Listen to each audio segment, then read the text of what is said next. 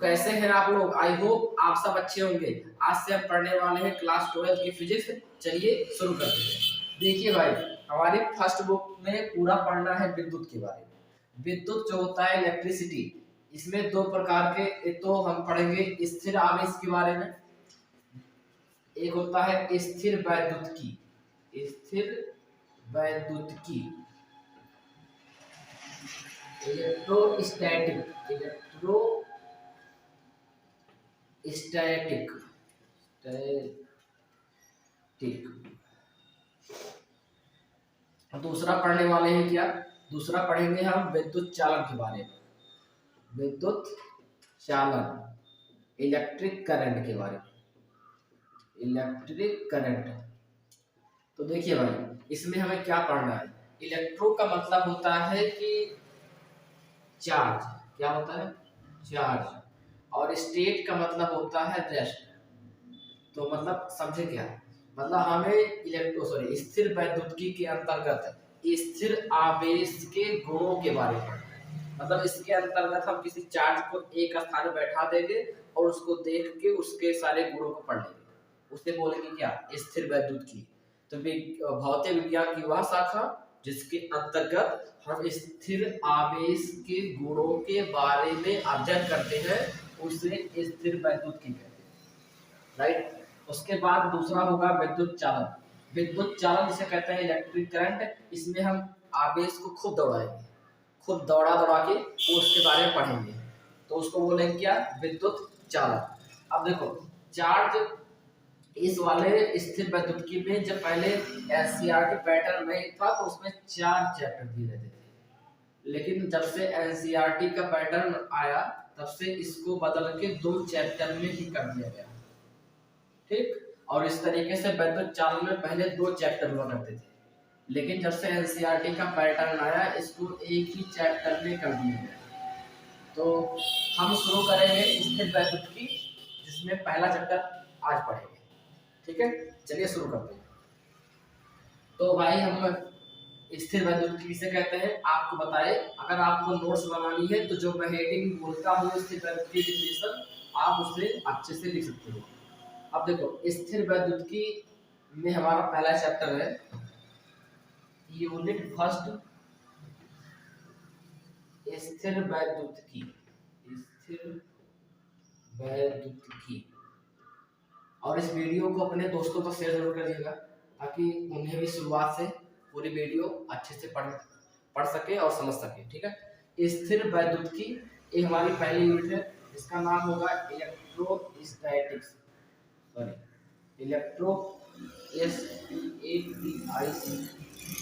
Statics. ठीक है। इसमें हमारा पहला चैप्टर है, चैप्टर नंबर फर्स्ट है। उसका नाम है विद्युत आवेश। विद्युत आवेश तथा क्षेत्र। आवेश तथा क्षेत्र। इलेक्ट्रिक चार्ज, इलेक्ट्रिक मतलब विद्युत चार्ज एंड फील्ड। तो हम इस चैप्टर को स्टार्ट करने वाले हैं। ठीक है। इसमें हम पहली बात समझते हैं कि चार्जिंग होती क्या है, मतलब आवेशन किसे कहते हैं। देखो, जो हम सुनते हैं, कहते हैं फोन को चार्ज में लगा दो, उसको हिंदी में बोलते हैं आवेशन। इसकी इंग्लिश क्या होती है? चार्जिंग। तो आप तो समझ गए होंगे ना चार्जिंग क्या है। जब हम किसी चीज को चार्ज करते हैं उसे कहते हैं चार्जिंग। तो जैसे सुनो, किसी एक वस्तु से इलेक्ट्रॉन का निकलकर, इसका इलेक्ट्रॉन का निकलकर दूसरे वस्तु में जाना। एक वस्तु से इलेक्ट्रॉन का निकलकर दूसरी वस्तु में जाना, उसे कहते हैं आवेशन। तो किसी वस्तु के अगर लिखना हो तो लिख सकते हो, किसी एक वस्तु से इलेक्ट्रॉन का निकलकर दूसरी वस्तु में स्थानांतरण आवेशन कहलाता है। अगर ना लिख पाया करो तो वीडियो को पॉज करके, मतलब रोक के फिर लिख लिया करो, फिर स्टार्ट कर दिया करो। वीडियो आपकी मर्जी, आपकी। ठीक है। तो आवेशन क्या है? एक वस्तु से इलेक्ट्रॉन का निकलकर दूसरी वस्तु में जाना क्या कहलाता है? आवेशन। आवेशन अब बात आती है कि किस वस्तु से इलेक्ट्रॉन निकलेगा और किसमें जाएगा। तो समझो, जिस वस्तु का कार्यफलन कम होगा, क्या कार्यफलन कम। अब एक कार्यफलन क्या चीज है भैया, देख कार्यफलन पढ़ाएंगे आपको पिछले सॉरी सेकेंड पार्ट की बुक में है, वही पढ़ा देंगे, ठीक है। कार्यफलन क्या है, तो एक वस्तु से कार्यफलन सॉरी जिसका कार्यफलन कम होगा उससे इलेक्ट्रॉन निकलेंगे, और जिसका कार्यफलन ज्यादा होगा उसके सॉरी ये क्या लिख दिया, कार्यफलन जिसका कार्यफलन ज्यादा होगा उधर इलेक्ट्रॉन जाएंगे। तो जिस वस्तु का कार्यफलन कम है उससे इलेक्ट्रॉन निकलकर जिसका कार्यफलन अधिक है उसकी ओर इलेक्ट्रॉन जाएंगे। ये तो हो गई चार्जिंग के बारे में। अब हम शुरू करते हैं क्या, आवेश। कुछ लोग इस आवेशन को नहीं पढ़ाते, तो हम पूरा आपको डिटेल पढ़ाएंगे। आप वीडियो को बस लगातार देखते रहिए, आपको पूरा अच्छे से समझ में आएगा। तो देखिए आप पढ़ते हैं आवेश के बारे में। तो आवेश क्या है, चार्ज।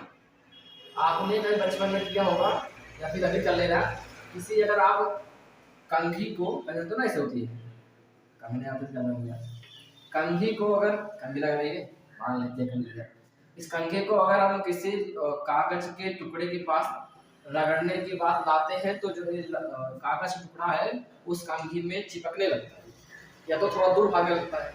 मतलब जब किसी कागज के टुकड़े को छोटे छोटे करके रखने के बाद और इस क्या बोलते हैं कंघे को बाल में रगड़ने के बाद उसके पास लाओगे तो इलेक्ट्रॉन को इलेक्ट्रॉन उस कागज को अपनी ओर आकर्षित करेगा या तो क्या करेगा, प्रतिकर्षित। तो इसी वस्तु के जो एक गुण है, इसी गुण को कहते हैं क्या, आवेश। तो आवेश किसी द्रव्य का, अगर लिखना हो तो लिख सकते हो, बोल रहे हैं आवेश किसी द्रव्य का वह गुण है जिसके कारण वैद्युत क्षेत्र, अभी क्या है, वैद्युत क्षेत्र या चुंबकीय क्षेत्र उत्पन्न करता है। वैद्युत क्षेत्र या चुंबकीय क्षेत्र उत्पन्न करता है, चुंबकीय क्षेत्र उत्पन्न करता है। या फिर इसे आप ऐसे भी बोल सकते हो कि आवेश किसी द्रव्य का, आवेश किसी द्रव्य का वह गुण है जिसके कारण वैद्युत बल या चुंबकीय बल आरोपित करता है। ठीक है, ये हो गई आवेश की डिफिनेशन। अब देखो आवेश को प्रतीक हम इसे बताते हैं तो 7 से डिफिनेशन होता है, ठीक है। तो देखो भाई समझते हैं इसके बारे में कुछ अच्छी बातें। पहला पॉइंट तो ये कि आवेश जो है, आवेश को हम Q से प्रदर्शित करते हैं, आवेश को Q से प्रदर्शित करते हैं। अपने नोट्स निकाल के, मतलब कॉपी निकाल के लगातार मेरे साथ लिखते रहो और पढ़ते रहो तो मजा आएगा, ठीक है। तो आवेश को Q से प्रदर्शित करते हैं, पहला पॉइंट। दूसरा पॉइंट कि आवेश एक अदिश राशि है। आवेश क्या है, आवेश एक अदिश राशि है, मतलब इसमें कोई दिशा उषा नहीं होती। और आवेश की अगर मात्रक की बात करें तो इसमें तो बहुत सारे मात्रक हैं, चलो देखते हैं। पहला मात्रक यहाँ समझते हैं, ठीक है। मात्रक, पहला मात्रक आप समझ लेते हैं कि आपने बचपन में भी पढ़ा होगा, बचपन कह रहे हैं 10th क्लास में यार, Q = I/T, सॉरी, और Q = IT होता है, Q = IT, Q बराबर पढ़ा था ना IT। वहां से अगर निकालेंगे तो हम डिफरेंशियल कहते हैं, आवेश Q है ना चार्ज, यहाँ से अगर हम इसकी यूनिट निकालें तो I धारा है, इसकी एम्पियर होगी, A एम्पियर हो गया, और दूसरा और T टाइप का क्या होगा, सेकंड, एम्पियर सेकंड 1 यूनिट हो गई। दूसरा इसका होता है कूलाम, क्या होता है, कूलाम, 1 यूनिट हो गई एम्पियर सेकंड, दूसरा क्या हो गया, कूलाम। कूलाम को C लिखते हैं। इन दोनों जो ये दोनों यूनिट जो है एमकेएस सिस्टम में, एमकेएस सिस्टम पढ़ा होगा आपने ना, 11 में था एमकेएस क्या होता है। उसके बाद तीसरा अगर मात्रक पूछे तो इसमें होता है ESU, इलेक्ट्रोस्टेट यूनिट लिखते हैं, इलेक्ट्रोस्टेट यूनिट, कुछ लोग इसे स्टेट यूनिट में लिखते हैं डायरेक्ट, स्टेट यूनिट। और दूसरा होता है, चौथा मान लेते हैं, एक होता है फ्रैंकलिन, क्या होता है फ्रैंकलिन, फ्रैंकलिन, ठीक है। ये दोनों जो मात्रक है ये दोनों है सीजीएस सिस्टम में, किसमें है दोनों, सीजीएस। सीजीएस में क्या आता है, ईएसयू इलेक्ट्रोस्टैटिक यूनिट और फ्रैंकलिन। उसके अलावा एक दो मात्रक और समझ लो, एक होता है ईएमयू इलेक्ट्रोमैग्नेटिक यूनिट, इस तरीके से रहेगा इलेक्ट्रोमैग्नेटिक मैग्नेटिक यूनिट। और दूसरा होता है इसके अलावा एक होता है फैराडे, क्या होता है फैराडे। तो ये जो दोनों मात्रक है किसी भी यूनिट में नहीं, किसी भी यूनिट में नहीं, किसी भी मतलब पद्धति बोल सकते हो, पद्धति या प्रणाली बोल सकते हो ना, प्रणाली में नहीं, प्रणाली में नहीं है। अब इसमें अगर हम पूछें कि सबसे बड़ा मात्रक कौन सा है, सबसे बड़ा मात्रक, तो सबसे बड़ा मात्रक इसमें है फैराडे, सबसे बड़ा मात्रक, सबसे बड़ा मात्रक है फैराडे, क्या है फैराडे। और सबसे छोटा मात्रक पूछे तो अगर पूछेंगे सबसे, एक कभी पूछ लेता है एग्जाम में एक नंबर में, सबसे छोटा मात्रक, आवेश का सबसे छोटा मात्रक क्या होगा, तो वो होता है ईएसयू, इलेक्ट्रोस्टैटिक यूनिट। अगर पूछे कि एक फैराडे में मतलब एक फैराडे में कितना कूलम होगा, तो एक फैराडे बराबर, फैराडे बराबर 96,400, 96,400 कूलम, कूलम को सी लिख सकते हो, ठीक। तो ये रहा रिलेशन, एक फैराडे में 96,400 कूलम। उसके अलावा अगर हम पूछे कि, इसके अलावा अगर आपसे पूछे कि एक कूलम में कितने ईएसयू होते हैं, तो एक कूलम में एक सॉरी 3 × 10⁻⁹ ईएसयू होते हैं, स्टेट यूनिट, ठीक है। उसके अलावा अगर हमसे अगर पूछ ले, और अगर पूछे कि एक कूलम में कितने ईएमयू होते हैं, तो 1/10 ईएमयू। इतना डिटेल में आपको कोई नहीं पढ़ाएगा, चाहे यूट्यूब पे सर्च कर देख लो, हर एक बारीक से को हम पढ़ा रहे हैं। अगर इसको हम एक बार लिख दें, कैसे आप करोगे, तो ऐसे आप कर लेना, देखो एक कूलम बराबर, कूलम को सी लिखते हैं, ठीक है। तो एक सी मतलब कूलम इक्वल टू 3 × 10⁹ ईएसयू, या फिर ये बराबर किसके होगा 1/10, 1/10 ईएमयू इलेक्ट्रोमैग्नेटिक यूनिट। तो ये रहे हमारे मात्रक और रिलेशन, ठीक है। अगर हम इसके बीमा की बात करें कि आवेश की बीमा कितनी होती है, आवेश की अगर बीमा निकालना चाहे तो बीमा कैसे निकलेगी, देखो यहाँ से आप पढ़े होंगे टेंथ में Q = IT, तो हमें Q का निकालना है, I का मालूम है और T का मालूम है, तो हमें Q का निकालना है, तो कैसे निकालोगे, आवेश की बीमा निकालना है, किसकी निकालनी है, आवेश की बीमा।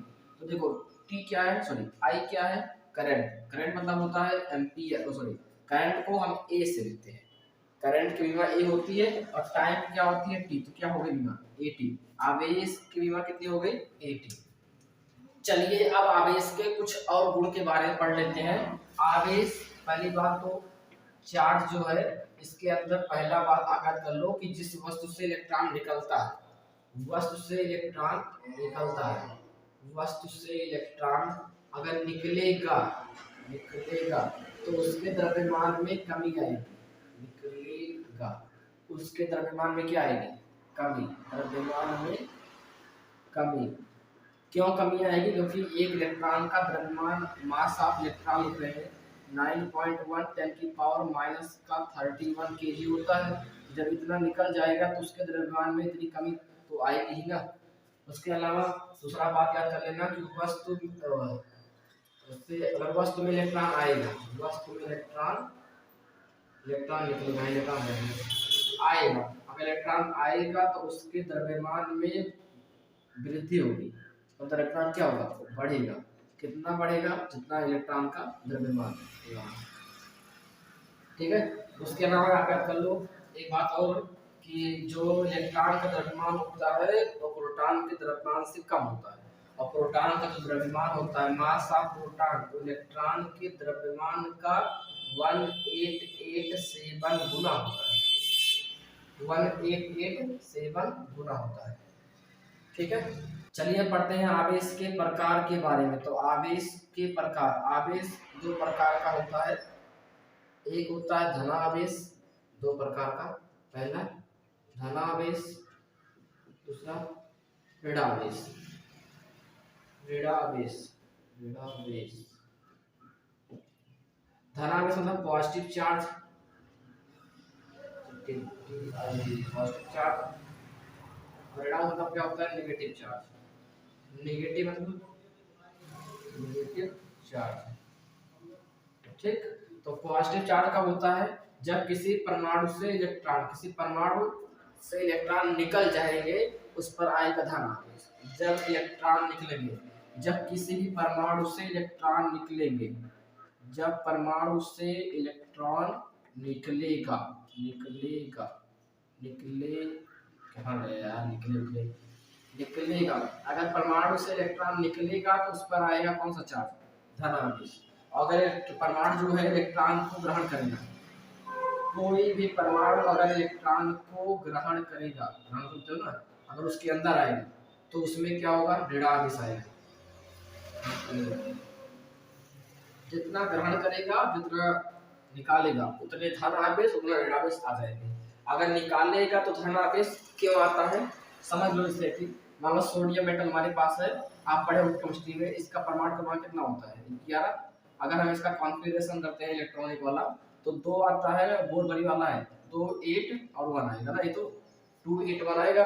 इसमें बाहर तक कुछ में से अष्टक कंप्लीट करने के लिए तो बाहर से 7 चाहिए, या तो अपना एक निकालेगा तो ये अपना एक निकालता है, आपको पता होगा ना, जब एक निकालेगा तो इसमें कितना आएगा, 1 + 4, क्योंकि धनी है अपना। प्लस मतलब क्या हुआ कि ये अपना एक इलेक्ट्रॉन दे दिया, पॉजिटिव मतलब है कि अपना एक दे दिया। अरे भाई देगा कौन, जिसके पास आवेश होगा, जो धनी होगा मतलब पॉजिटिव होगा वही देगा। और अगर मान लीजिए कोई क्लोरीन, मान लीजिए 17 होता है इसका, 2 8 और 2 10 17 होगा ना। अब देखो इसको 7 निकालने में दिक्कत है, एक लेने में आसानी रहेगी, तो एक कितना लेगा, एक इलेक्ट्रॉन बाहर से ले लेगा, तो इस पर कितने जाएंगे, 1 माइनस।